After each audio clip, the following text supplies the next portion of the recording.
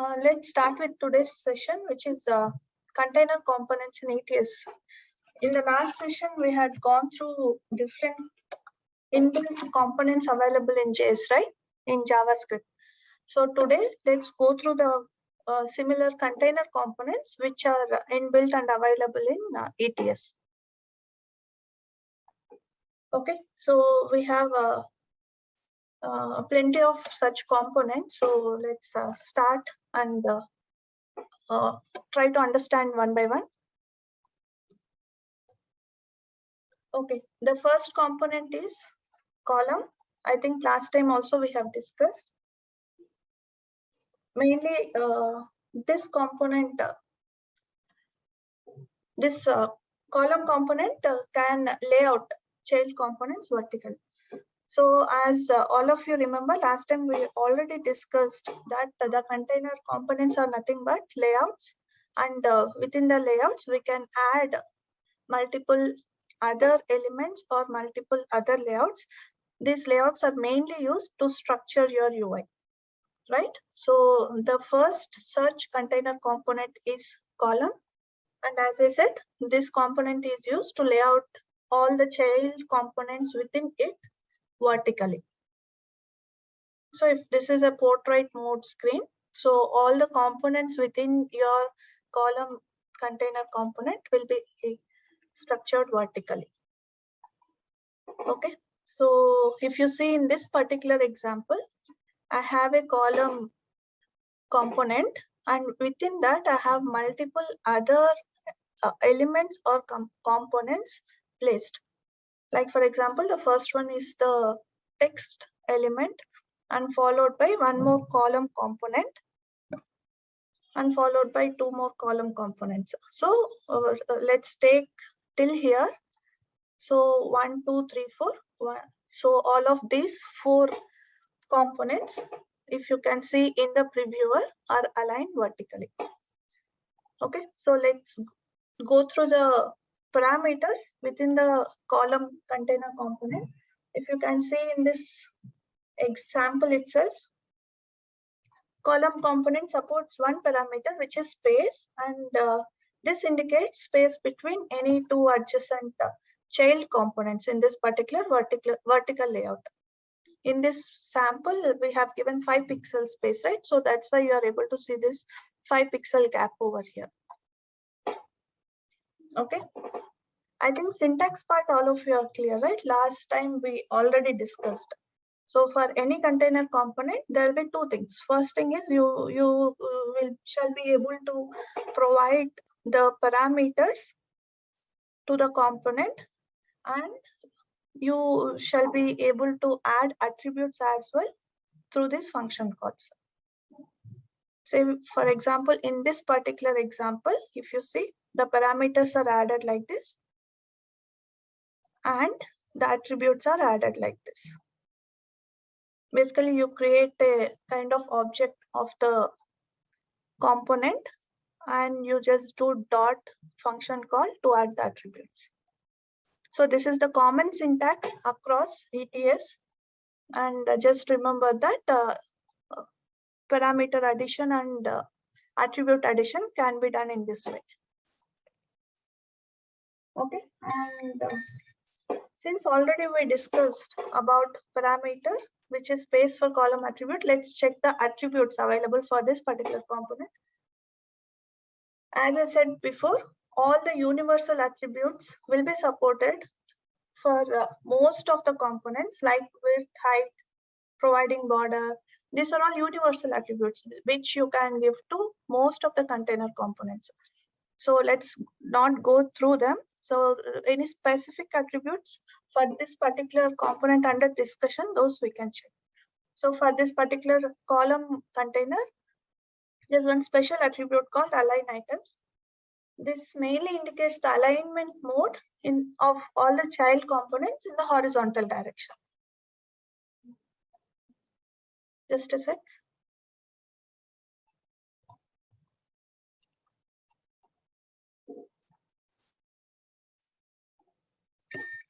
Yeah. So if you see here in this example, So just focus on this particular component.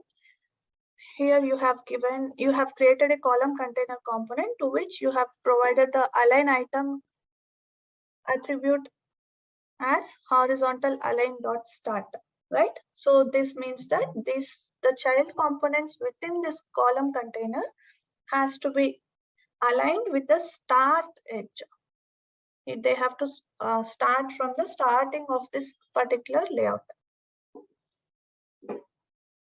Okay, I hope this part is clear. So you can even check what are all the values that are supported here.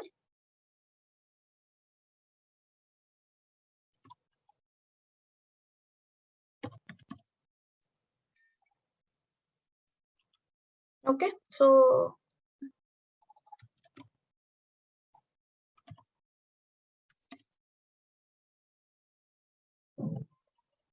mainly the values supported over here are start, end, and center. So if you can see here,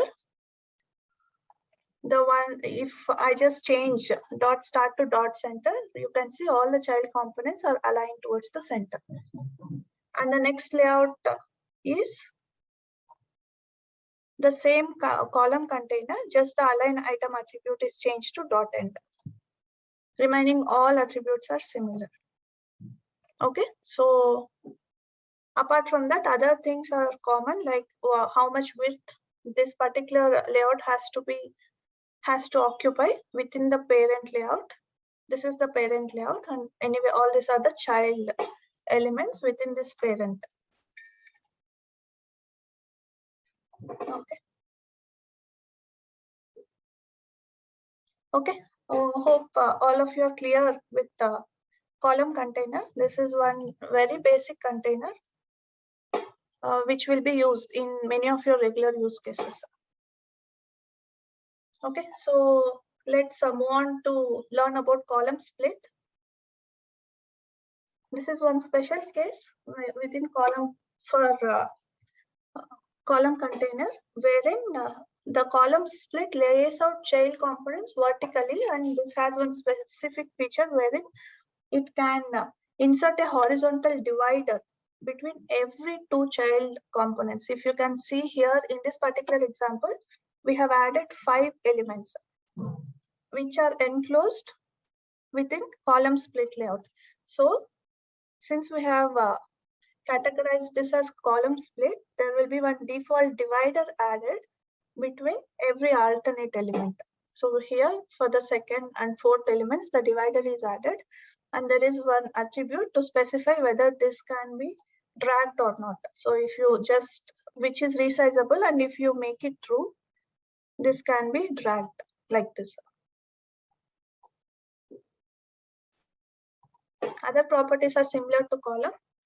Only thing is, if you have requirement to align everything vertically with a divider added and which can be resized and dragged, so then you can go for column split. This, as you can observe here, column split don't have any parameters and it supports multiple attributes. Okay, as I said before, all the universal attributes will be supported here as well. And the extra attribute specific to this particular component is what we discussed already, which is resizable. Its default value is false. So if you don't give anything over here, then you will not be able to drag the divider.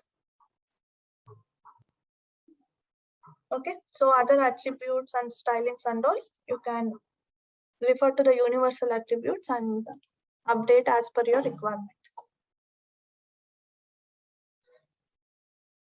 Okay, so one more thing is here, if you see, for the border also, you can update your styles of the border. Like you can increase the width and all. If you see in the previous layout, the border width is mentioned as just 1 pixel and here 2 pixel, which you can easily visualize over here. The width of the border is changed, is more thickened over here.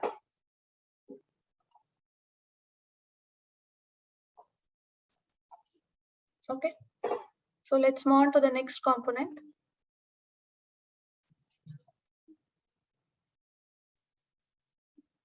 Since already we read about column container, let's now learn about the row component, which is quite opposite to the column component, which means that the row component lays out child components horizontally. Okay, let the previewer load. Meanwhile, we can once check the parameters and the attributes. This is anyway similar as I said before, it's similar to column. This also supports similar parameters and attributes. So coming to parameters, the supported parameter is space, which indicates the space between any two child components within the horizontal layout. So if you see in this example, to this particular row, there are two child components added and the space we mentioned as 20 pixel, and that is what you can see here. And similar to column container, this also supports special attribute, which is align items, and which can hold three values, which is top, bottom, and center. So as name itself indicates, whether all the components has to be aligned towards top or towards bottom, or they have to be aligned in the center, that you can achieve using this particular attribute. Okay, so other things are similar, and similar to column split, this also supports row split to align the child components horizontally and with divider for every alternate element within the row component, within the row split component. And as we discussed before, this also doesn't support any parameters and one special attribute, which is resizable.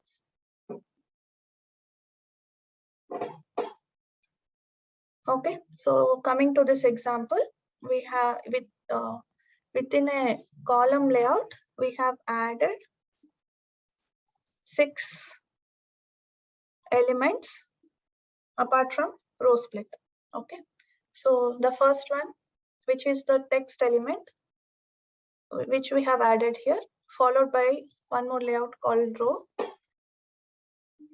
And here also we are using the universal attributes, and within row we have 2 child components with some space added.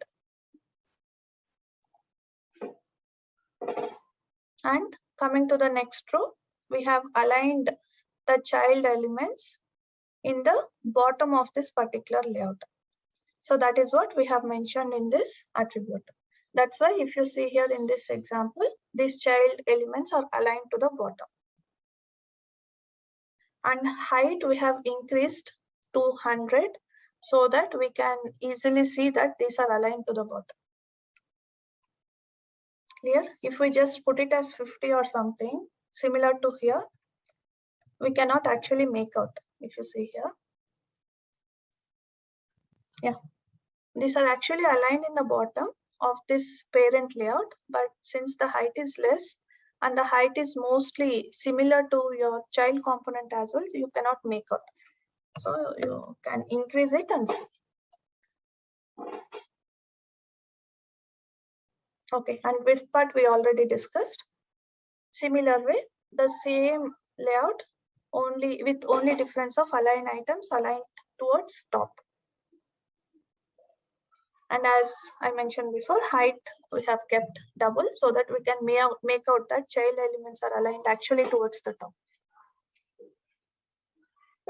Okay, and anyway, row split is simple. We have 5 elements which are added to row split, because of which we can see the divider in every alternate element. Okay, so let's move on to the next one.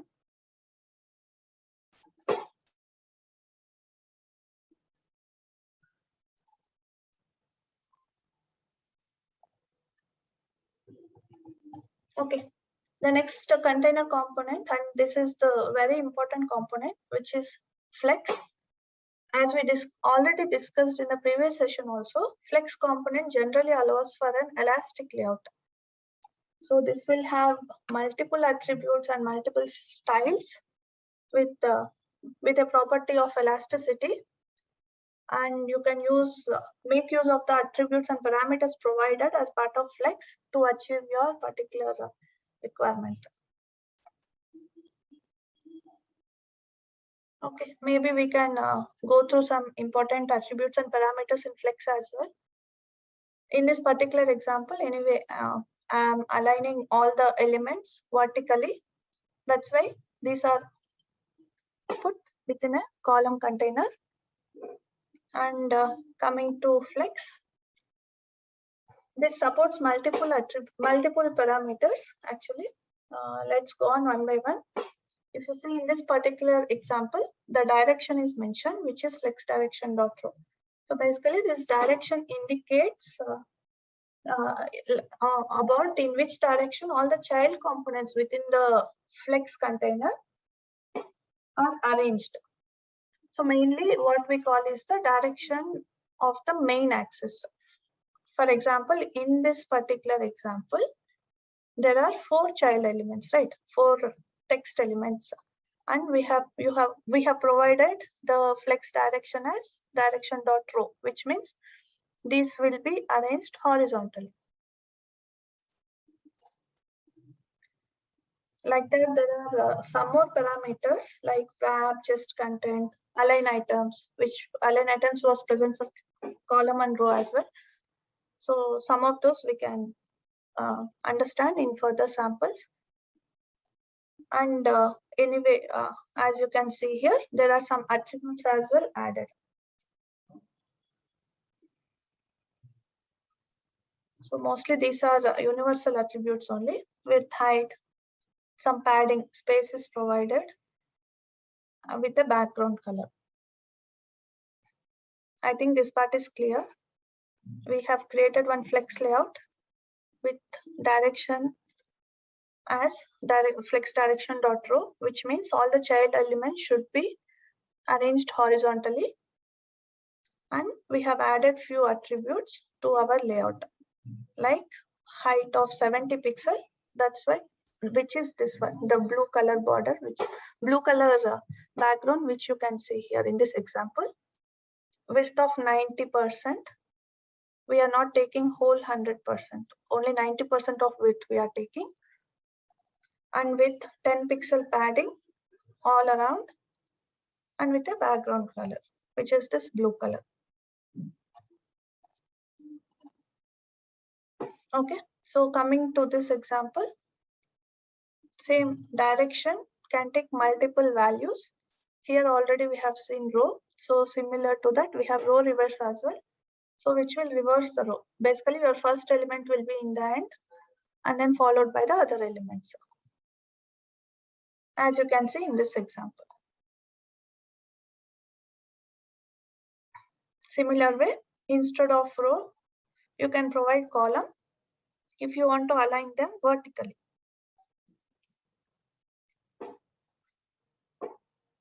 No other difference compared to previous, except that the direction is column. Okay, and here if you see, we have given the direction as column reverse. That's why the first element is coming to the end, followed by other elements towards top.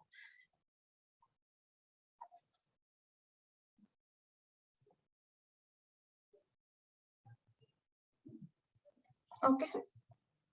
Here one more parameter we have added, which is wrap, which indicates whether your flex component has to be in a single line or multiple line. It's like any other wrap itself. I think there are 2 values which are wrap and no wrap. So if you provide the value as wrap, it indicates that your child components can be multi-line. If you see here in this particular example, there are 3 elements added, 3 text elements with wrap value mentioned as flex wrap.wrap. That's why these are adjusted to multiple lines. Since there's no space here, it is going to the second line. We can just try to make it no wrap.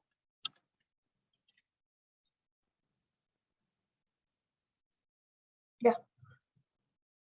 If you update this value to no wrap, then this all will try to adjust into a single line.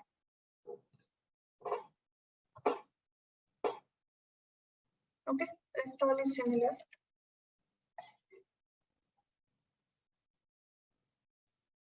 Okay.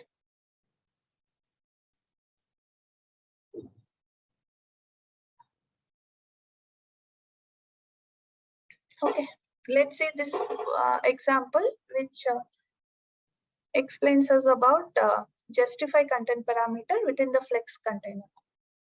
Okay. Okay, justify content is nothing but this indicates the alignment mode of child components along the main axis. Okay, so if you see here, this example is done in a little different way. So there are two components here. The actual component is this one. As we already discussed in the previous sessions, if we annotate anything with at component, it means that this is a custom component which we are creating. So in this particular sample, what we have done is we have created a flex layout with 3 elements. Let me show you the preview.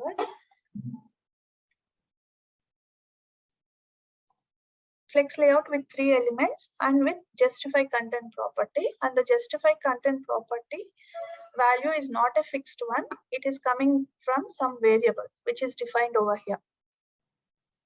Okay, and the other elements are similar. We have added 3 elements here and with some universal attributes added. Okay, so now this is our child component. Let's see our parent component. Why I'm calling this as parent component? Because this is the entry component, and this is the layout which will be executed. And if you see here, we are arranging all the elements over here using column, means all the layout elements within this particular container are arranged vertically over here. Okay, the first one is text.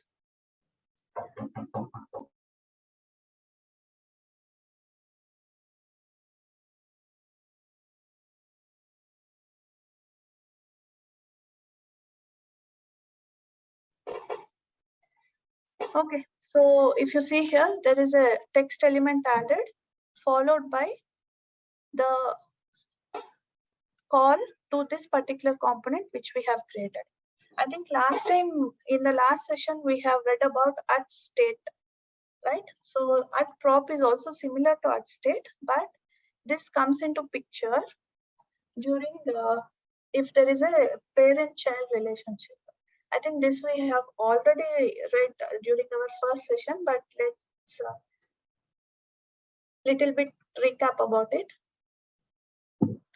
As we already understood in the last session, that if I mark any variable using at state, and if that particular variable value changes, that means that for that particular component, the build will be re-rendered onto your page automatically. Like say, suppose I add any variable using at state, some number equals to 1, and in my logic, I change that value to 2.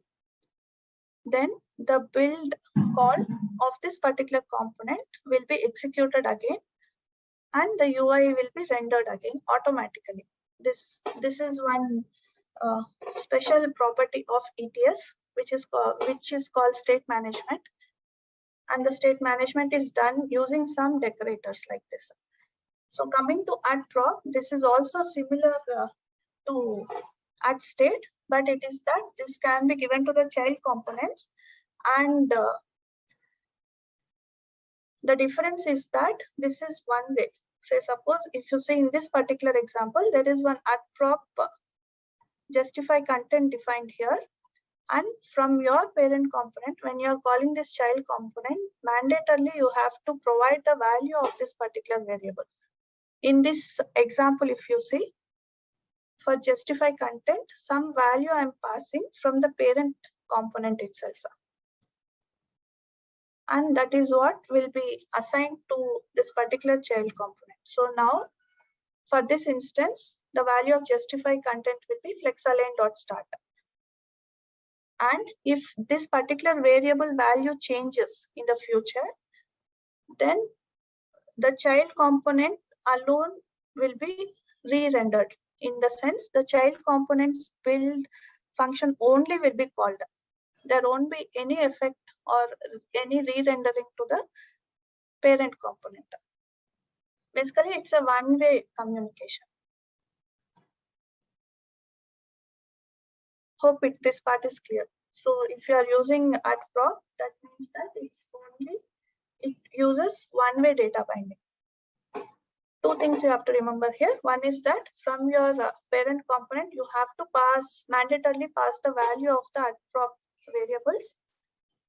And the second point is that whenever this value changes in your child component, only your child component UI will be updated, and there won't be any effect to the parent component, which means that this is a one-way data binding. There's one more decorator called @link, and if you have a requirement wherein you want to achieve a two-way data binding, in the sense if the variable which is marked using @link in your child component changes, then there would be effect to your parent component also. So basically, that @link variable will be mapped with one of your @state variable from your parent component. So whenever this changes, then build method of both your parent and child will be called, and both will be rendered. So that's the difference. But anyway, for this particular example, we have defined one @prop, and that value we are passing from here. And let's understand one by one. So the first one, since we are passing justify content as flexalign.start, so all the child elements, and that this value is what we are passing here. So this means that the parameter passed here is having value flexalign.start. So that's why all the three elements which are present in this particular child component are justified from the start. Like that, justify content have 6 values: start, end, center, space between, space around, space evenly. Those are all added over here just to show the difference.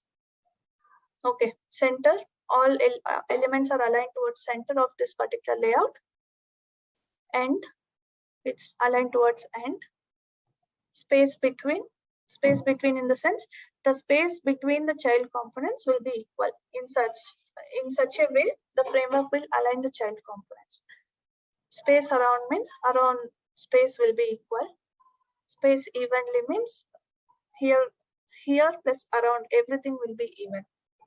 So anyway, clear description you can find in the documentation, but these are the values, and you can update based on your requirement. Okay, hope this part is clear.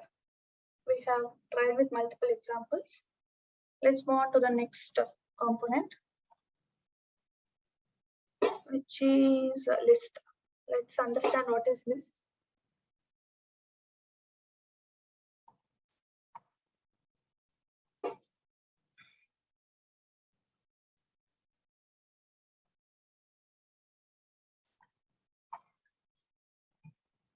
Okay, list already we have tried out during our JavaScript session also.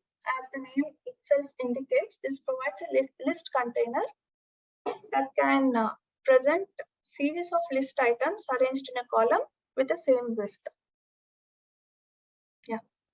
So this is one sample list view wherein you have multiple child components which are arranged vertically in a column manner. And if you see, the width of each list item within this particular list are equal. So generally we use list to support presentations of same types of data in a coherent row style, like you have some images, text, which you want to display in a coherent style, then you go for list layout. Okay, let's check the example. Generally, there are two parameters which you can provide to your list container. One is space and the other one is the initial index. Space indicates, as the name itself suggests, it indicates the space between the list items. And the initial indicates, initial index, this indicates the item which will be displayed at the beginning of your list. Since I have given here 0, that's why the first element which is displayed in your previewer is the 0th element. I think we can change this and try.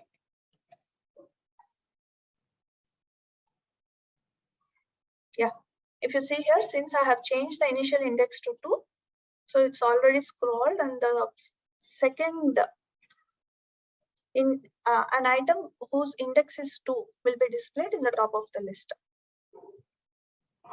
Okay, and there are multiple attributes which are supported,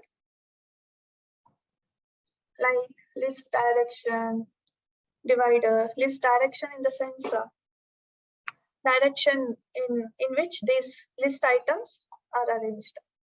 So here,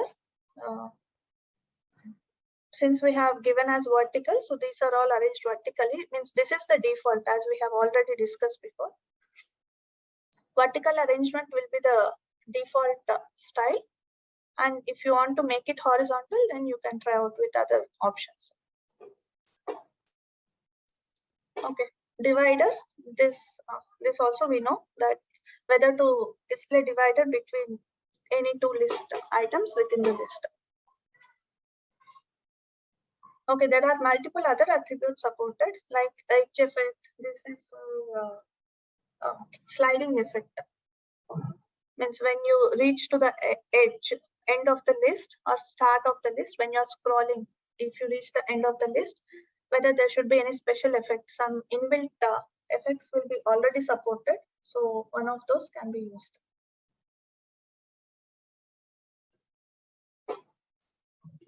Okay, one more attribute called child animations indicates whether to display chained animations on this list when it is sliding.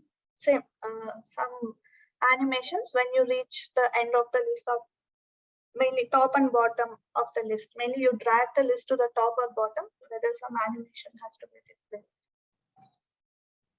Like that, there are multiple attributes. Each can be taken and tried out for more understanding. Okay, and if you can see here, there are few events which are supported by list container. As in this example, if you see, on scroll index, this is triggered whenever the start position and end position of your current list are changed. Clear, right? So whenever any update happens to your list, and the, if you're scrolling and then the start position changes, then you get a callback over here, and based on your requirement, you can add few pieces of code over here.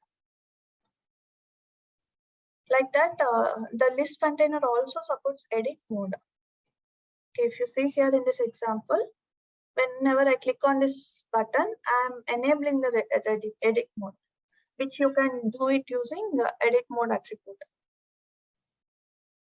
from which I'll be able to delete any of the list item. If you see here, the 4th item I have deleted. So whenever any such item is deleted, you will even get a callback over here. There's one more event called on item delete, which will be triggered whenever any list item is deleted. Okay, so just to show you this, we have added a button here, and on click of it, we are just changing the edit flag, which is decorated by state decorator. So that's why whenever this value is changed, say suppose whenever I click on cross mark here, on item delete will be called, wherein I am updating the edit flag to false. So whenever, since this is a state decorator and this value is getting changed from true to false, that's why build will be called again and edit mode will be set to false. That's why item is deleted and it is coming back to non-edit mode. That's why cross and all is going. Similar way, whenever I click on edit list, the edit flag value is set to true.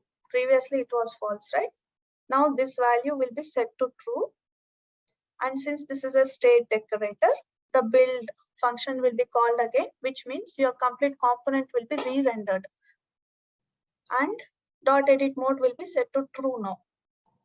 That's why this all cross marks is getting displayed. So that's the power of your decorators. This can be used carefully according to your requirements.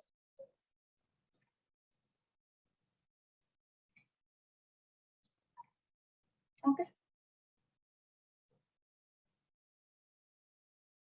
Okay. Anyway, here there is an implicit other component which is list item, right? So whenever there is a list container, each element within the list will be your list item. So if you want to fill your list with 10 items, then you should be adding 10 of the list items within your list container. Here in this example, we have just created an array which have 10 elements and we are just looping through that array and adding that many list items. That's why there are 10 items in your preview.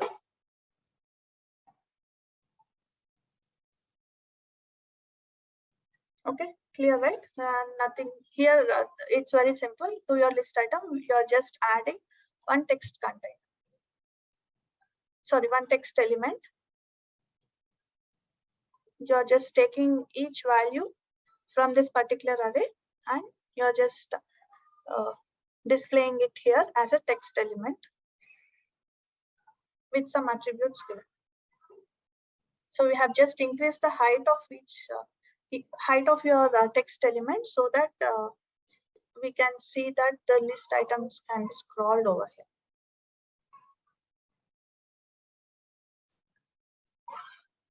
So basically, if your items are crossing your screen, then you can use your scroller to scroll front and back.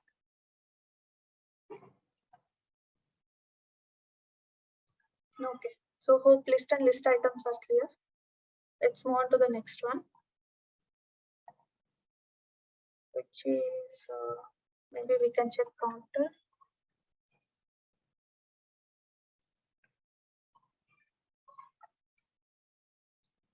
So counter is one simple component which is provided by the framework through which we can perform increase or decrease in operations.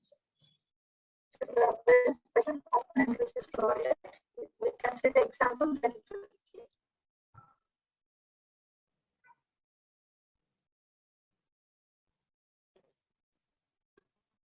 Okay, so as you can see here, there are no parameters supported. You just need to call counter with empty parameters. And your element should be enclosed within counter. And you can have universal attribute added according to the requirements. And there is no special attribute specified for the counter. And there are two events supported, which are on increment and on decrement. On increment event indicates that the number of your monitored object is increased. So whenever the number increases, this callback will be triggered, and vice versa. Means whenever the number decreases, this callback will be triggered.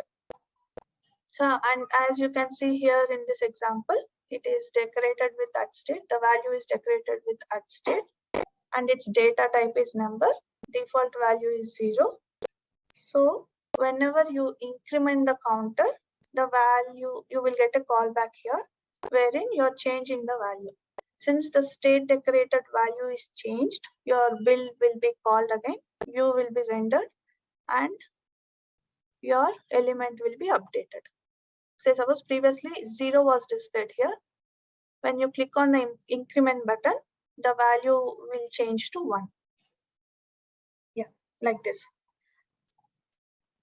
So generally, this is the text component which you have added here, and it is surrounded by counter. In the sense, it will be surrounded by plus and minus buttons.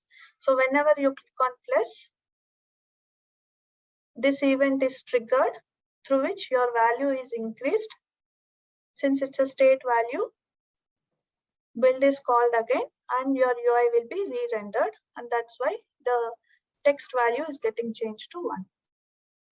Similar for your decrement. So this is a simple and specific container component which can be used for monitoring increment and decrement operations. Okay, so let's move on to the next one. Okay, let's understand about grid now.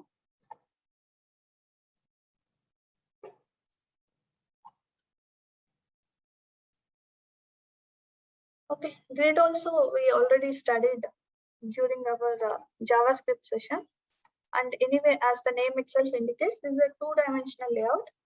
Means that component will be divided into rows and columns to form a structure of cells. Okay, by default, elements will be arranged horizontally within your grid, and even the grid component provides multiple attributes with which we can specify the cell where that item can be located. So basically, whenever you want to display some things in a grid fashion, you can go for grid layout. Okay, anyway, as you can see here in this example, there are no parameters. Directly you can create the instance with no parameters. Okay, now let's first understand this first grid. Okay, so in this example, I have created a state decorated variable whose data type, variable name is number, and its data type is string array. So the string array holds 5 values from 0 to 4. So within grid, what I'm doing, I'm looping through these through this number array, and I'm taking each element and I'm creating a grid item like we have seen in the list. For every element within a list layout will be a list item. Similar to that, here it will be a grid item, and within grid item your actual element stays. Here we are doing very simple operation wherein we are just taking each element from the array and creating a text element out of it and displaying. And we are doing it in 2 for loops. That's why two-dimensional grid is formed here. So first 0, 0. So this element will be created, then 0, 1, like that. We are forming a two-dimensional grid structure. Means that many grid items are added over here. Clear, right? And there are some important attributes which are supported. Let's understand this. The first one is the columns template. If you see here, there are 1, 2, 3, 4, 5 FRs added here. This indicates the number of columns in the current grid layout. Say suppose I don't specify anything over here, then by default the framework takes it as 1 column. But in this particular example, we have added 5 FRs, right? So this indicates that this particular grid component, our framework divides this grid component into mainly 5 columns with 5 equal parts. Clear, right? Mainly for this example, since we have specified 5 1FRs, This means that our framework divides the component into 5 columns with 5 equal parts. In a sense, the first column occupies the first part, one part, second column occupies the second part, like the third column occupies the third part. 5 parts. Division is 5 parts, so each column occupies its respective part. Say, suppose I make it 2FR.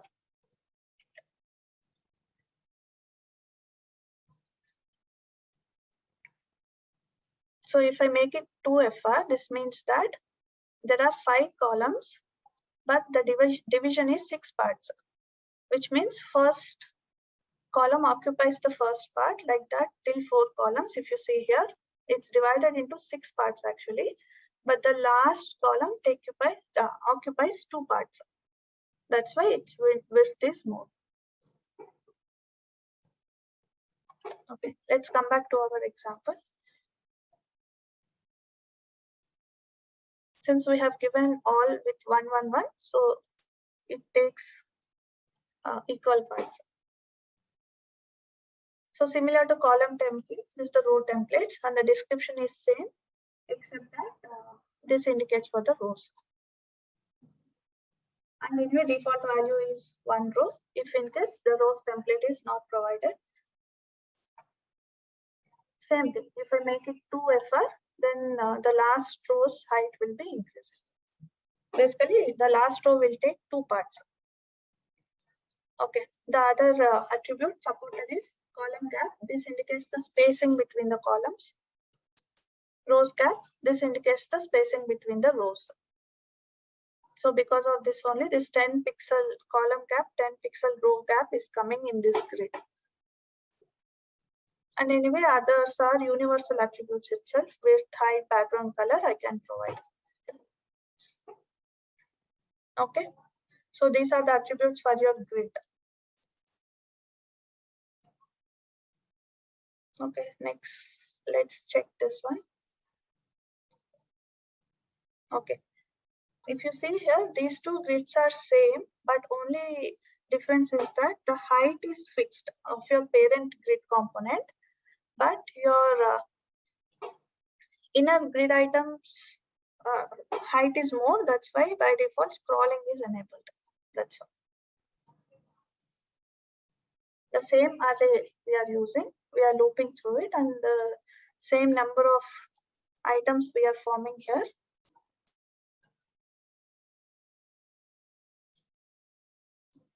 And the height is fixed to 300 columns for your grid. But here, each grid item is taking 80 pixels, which on total crosses 300. That's why scroll bar is enabled.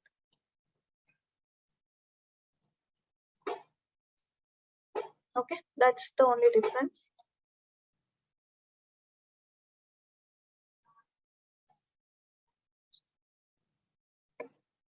Okay. There is one event supported by your grid layout, which is on scroll index. So whenever your scroll bar is enabled, this callback will be triggered whenever the start item of the grid changes. So whenever we are scrolling, our start item is getting changed, right? So during that time, this callback will be triggered. You can print and see, and if any specific requirement in those scenarios can be handled within here. Okay, so these are the main attributes that can be used for a grid. Grid item is anyway simple. We already checked. Basically, as we already discussed, this provides a single item within a grid.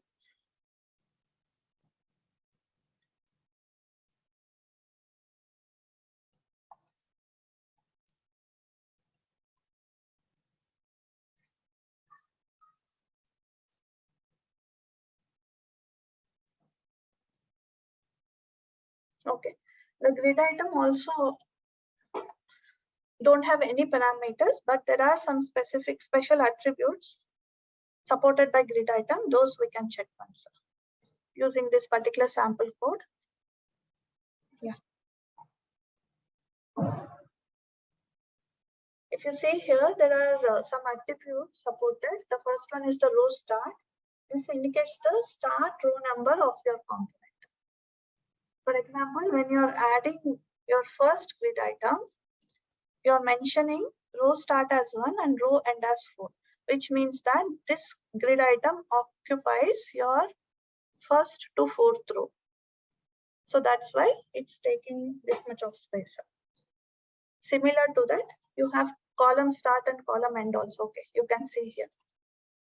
See, in this particular example, the first grid item is added with these attributes and then followed by your for each, wherein you are creating an array of 16 elements and you are returning the index of each element, means 0 to 15. Your will be returned from this particular string array.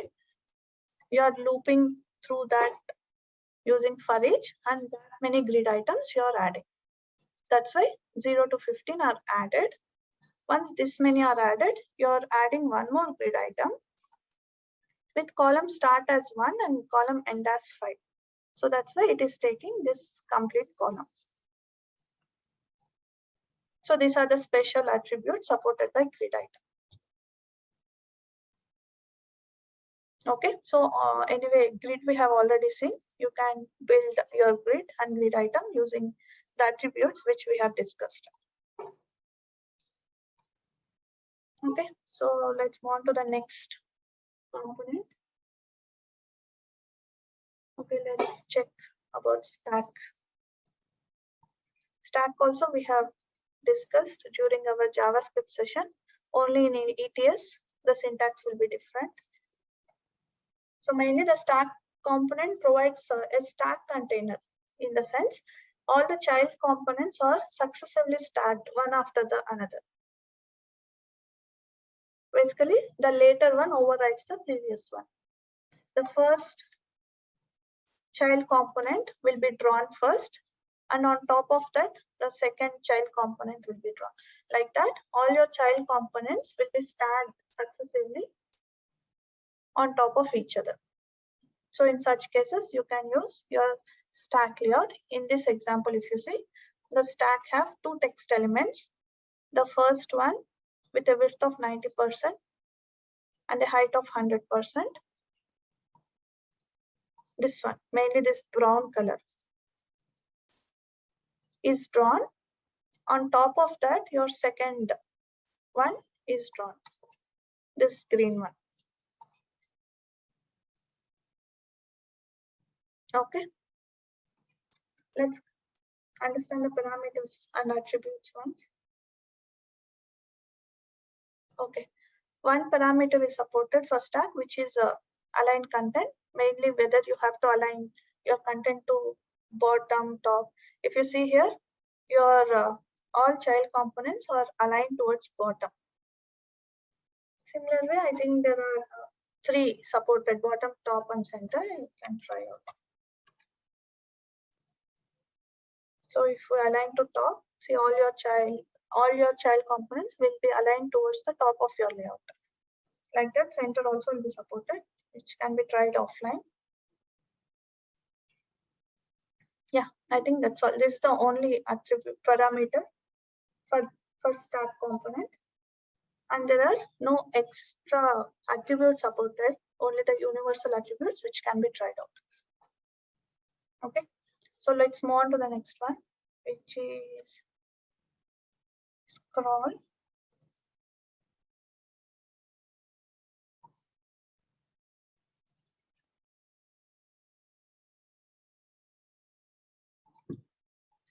Okay,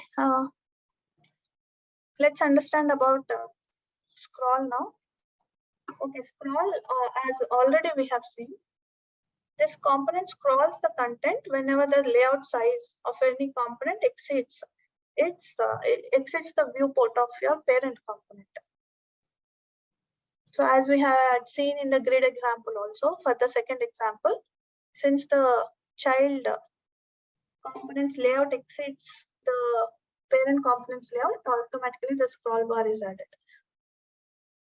So implicitly also we can add scroll layout whenever such scenario happens, the scroll bar will be added, and we can give some specific attributes as well to the scroll bar, like whether the scroll bar has to be visible. If it is visible, what should be its color? All such attributes, all such styles can be added using the attributes. Okay, let's understand as usual the parameters and the attributes. Okay, coming to parameters, we have to provide the scroller as the parameter. We just have to create the scroller object and provide it as a parameter. And then coming to the attributes. So these are the few special attributes supported by scroller. Okay, if you see here, the scrollable, mainly the scroll method can be indicated using scrollable attribute. Mainly the scroll direction. Means in this particular example, it's vertical. We can even provide horizontal direction as well. And the scroll bar status, whether the scroll bar should be displayed or not, on or off. And the scroll bar color, scroll bar width. These are the attributes which are supported. Yeah, if you see here in this example, since we had kept it as dot on and with scroll bar color as gray, that's why the scroll bar is displayed like this.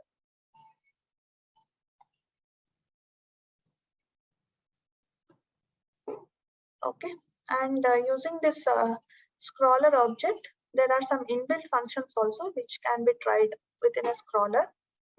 Those we can check once. See here, I have provided 3 buttons here. So whenever scroll 100 button is clicked, we are calling scroll to function within the scroller. Right? As the name itself indicates, this will scroll to the specified position. We can provide the X and Y offset values. So basically what we are doing here, we are giving X value as offset value as 0 and Y value as offset plus 100 pixels we are adding. So since we are here and I clicked, it moved. Since from the top, if we see, it is 0, 0. And since I clicked here, it will move 100 pixels down. That's why it is moved. So similar way, there is one more function called scroll edge. This will take your list back to the top, back top. So next page in the sense, here 4 items are displayed, right? So the next item will be your next page. Like it will scroll to the next page, wherein your 5th item list starts to display from the 5th item. Yeah, like this. Yeah, like that some inbuilt functions are supported which can be tried out. And there are some events also supported over here which are on scroll. So whenever a scroll is performed, we can get a callback over here. On scroll edge, which will be invoked whenever there is an event of scrolling to the edge occurs. So we just scroll to the end or start of your layout, then this callback will be triggered. One more called on scrolling, which will be invoked whenever the scrolling stops. Okay, so these are about attributes and the events and the functions, special functions which are supported in the scroller. Let's move on to next one. We can check badge. Okay, badge also we have seen, right, in the JavaScript training. This component mainly adds a kind of badge within on top of any component, mainly to present the event information. Yeah, if you see here, we have added 3 badges onto 3 elements.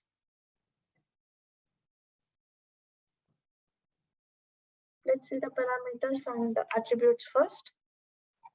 If coming to the parameters, there are some multiple parameters supported by batch. If you see here, the first one is the count.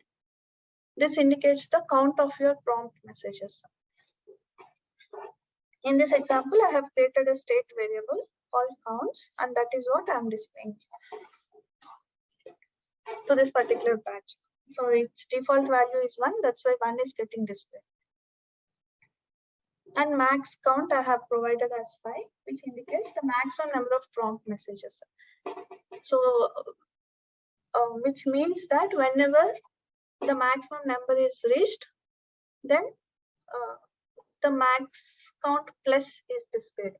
In the sense, now if this value reaches 6, then here 6 won't be displayed, instead 5 plus will be displayed. So if the value is greater than 5, then always 5 plus will be displayed. That's the max count. There's one more called position, which we can see here. So if you see here, by default, this is a position in the top right corner, right? So if you want to change that position to somewhere else, you can do it using position parameter. I think this takes values of 0, 1, 2. 0 indicates this default position, 1 indicates this one. Right center position. There's, I think, 2 indicates your left center position. So these values can be tried out. Okay, and anyway, other parameter is style, wherein you can provide the styling values for your particular badge. In this example, I have given badge color as red, font size, badge size, and the text color. That's why this is displayed in red color with white text and with a bigger size. Okay. So coming to the next example. See, if you see here, the value is changed to a string. String is also a state variable which is assigned to value new, and that is what you're giving to value here. That's why new is displayed, and here I'm only giving them, since this is not a number, so max count and all need not be given here, only the style details are provided here.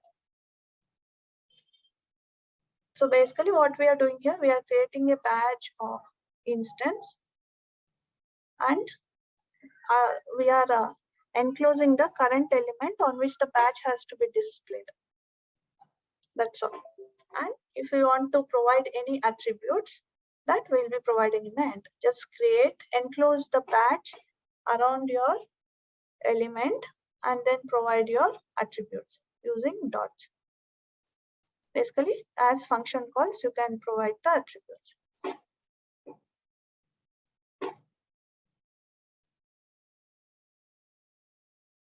Okay, hope this part is clear. Let's see the last one also. Okay, here value is empty and it's anyway string, similar to your previous example, but with an empty value. Since nothing to display here, badge size also we are reducing to 6 pixels. Smaller size badge we are displaying, and position we are changing. That's all.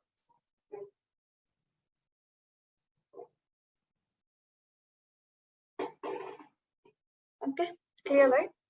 So for badge, mostly we provide most of the details as parameters. Let's move on to the next one.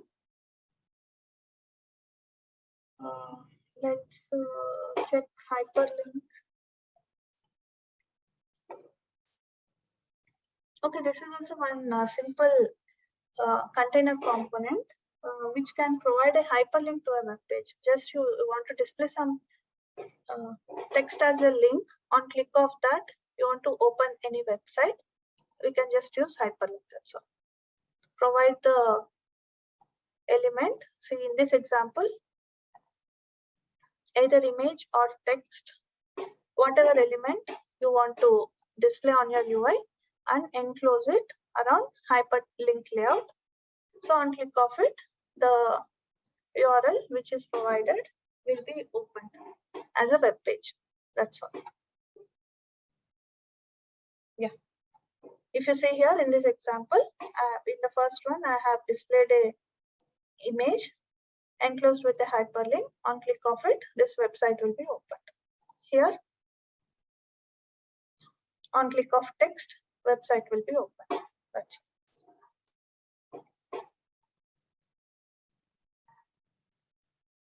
okay. Anyway, as you can see here, parameters are simple. The first one is the address and the second one is the content. That's all. And there are no specific, no more specific attributes except for the color, which can be provided to your hyperlink. So in this second example, you have provided the color as blue. That's why this text is displayed as blue. Apart from color, all other universal attributes are supported. Let's move on to Navigator. Yeah. Okay, this is one very important component which is used to provide a redirection. Say suppose you want to traverse from one page to another, like say suppose I have one page, on click of something I want to open the second page. In such cases, you can use Navigator in ETS.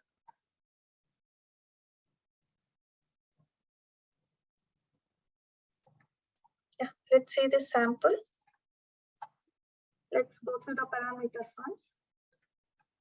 Okay, so in this particular sample, if you see, there are two parameters. One is target, the other one is the time.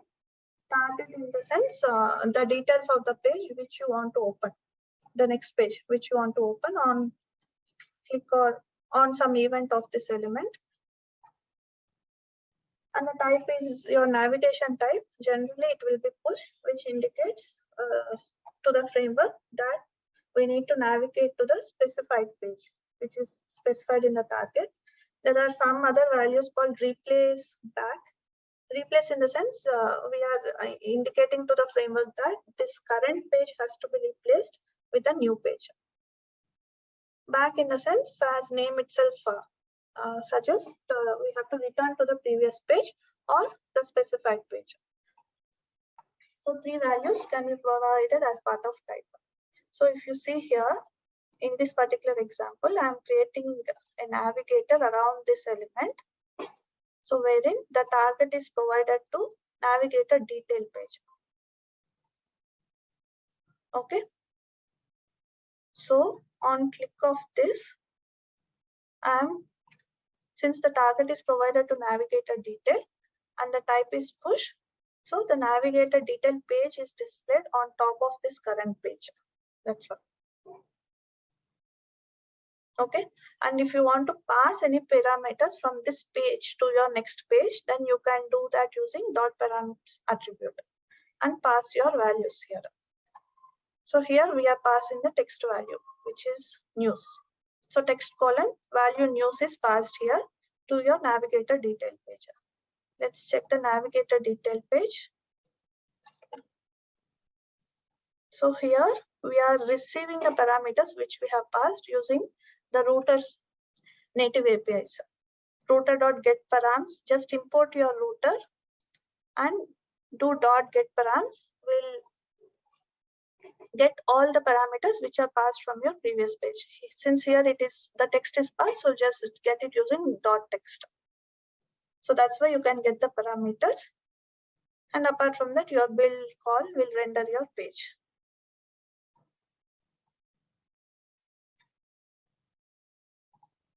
That's all. In this page also, I'm doing similar thing wherein I'm calling a navigator with target to navigator back. That's all. And with type as push. Yeah, let it load. We can see it.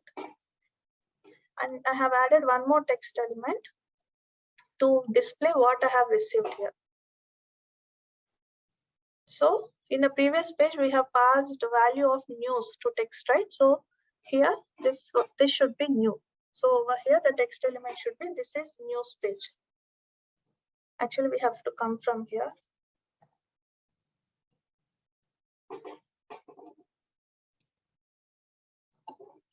Just one sec, let it load.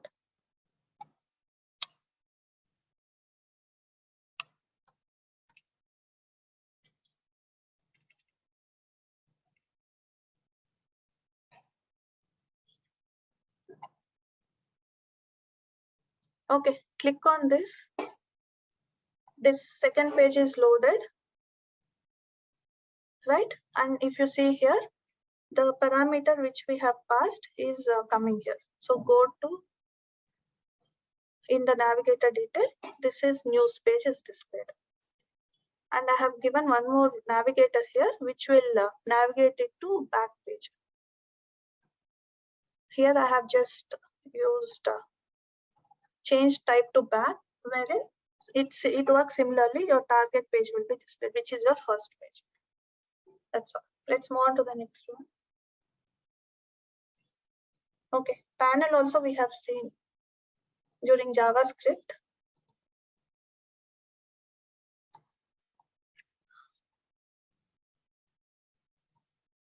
Okay, this component mainly is a slidable panel that presents lightweight content with flexible sizes. Mainly 3 sizes are supported, which are foldable, some mini bar and temporary. Let's see this example. What I'm doing here is on click of this, I'm showing this panel. And I have provided the type as mini bar. So that's why one panel of mode mini bar is appearing over here, which can be dragged, which can be made full screen or which can be reduced. Okay. And if you want to remove it also, there are inbuilt functions through which you can hide it. Like that, there are multiple types supported, some mini bar, foldable, full size, like that. Those all I think you guys can try out offline. In this particular sample, mode of mini is tried out. If you provide foldable and with a mode of half and with a half height of 500, then your panel will be of. Okay. Yeah, like that, as I said, there are 3 types supported. So those can be tried out offline. So let's move on to the next one, which is Swiper. Okay, Swiper also we have seen, right, during our JavaScript session, wherein you will be able to swipe your content. So mainly this provides a container which allows users to switch among child components through swiping operations. Okay, so this supports only one parameter, wherein you have to create a swiper controller object and pass it. And it supports multiple attributes like index, autoplay. For example, by default, which index has to be displayed. So this is the swiper. Through left and right swipe operations or through autoplay, you can traverse through your child components. So autoplay, we already know, right, whether to allow automatic playback, and interval indicates the interval for your automatic playback. Indicators is marked as true, that's why these dots are appearing here, navigation dots. Loop false in the sense once you reach your 5th last child component, whether to loop back, start playing your first component as well. So here we have given as false. Duration is for your animation of switching child components. Yeah, like that, multiple attributes are supported. And there are multiple functions also supported. Since we have the swipe controller object over here, using that, there are some functions which are show next, show previous. Yeah, you can move to previous or move to next using some inbuilt functions. And there is one on-change event callback also supported. Like this is triggered whenever the index of the currently displayed component changes. Right? Similar to JavaScript component. Please try out offline. Okay, let's move back to next one, which is tab. Tab also is similar to our JavaScript with a different syntax. Okay, this component is mainly used to display the content as tabs. So mainly this is a container component which allows users to switch between your content views through tabs. Yeah, if you see in this example, there are 4 tabs provided, and on click of each, the content changes, right? So for that purpose, you can use this. This supports multiple parameters like bar position, which indicates the tab bar position for creating the tabs container component. This can have multiple values, and index in the sense which indexed component has to be displayed by default. Here, since we gave it as 1, when this page is loaded, yellow was selected, and the controller which we have to create here and pass. Okay, and this supports multiple attributes also, like vertical means whether the tab has to be vertically arranged or horizontally arranged. In this sample, I have provided vertical true, that's why tabs are coming here. If I make it false, then tabs will appear here in a horizontal fashion. That sample also I show. By default, vertical will be false. Means if you don't provide this, the horizontal tabs will be displayed by default. And others, I think you can go offline, like scrollable, whether page switching can be performed by swiping left and right, like that. The bar mode, the tab bar layout mode, like whether this should be fixed or scrollable, like if the content is increasing beyond the available space, then whether scroll has to be provided or not. For that, you can set using bar mode attribute. Okay, bar width and height are auto explainable. Okay, so and within the tab, whatever content has to be displayed, those has to be provided here. Like for your first one, whose tab bar is set to pink. So on click of this pink, whatever content has to be displayed has to be provided on the tab content. That's all. Okay. So here we have provided 4 contents with 4 names. And then one more sample, if you see here.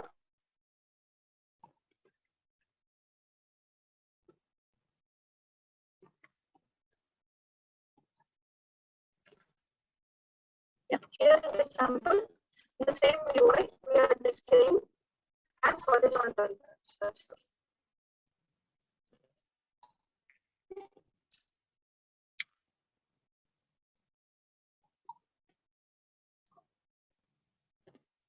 Hello, am I audible?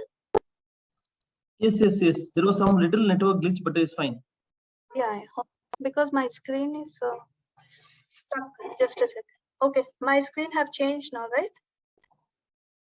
Okay. Yeah. Yes. Yeah, let the previewer load.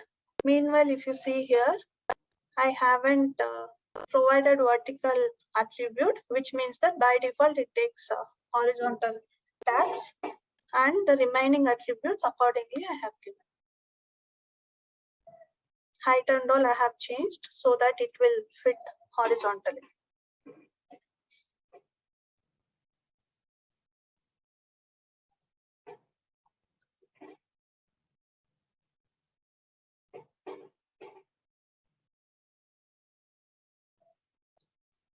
Okay, tab content already we discussed, right? This is something which we can use only within tabs, and this corresponds to the content view of a switched tab page. Whenever you're switching a tab page, what is the content that has to be displayed? That has to be clearly provided here. Okay, yeah, it's displayed here. Here also I have given index as 1. That's why the second tab 0, 1, 2, 3. The second tab is by default displayed. And since vertical is false, the horizontal tabs are displayed over here. Okay, I think we are done with most of the components. Okay, there is one last one called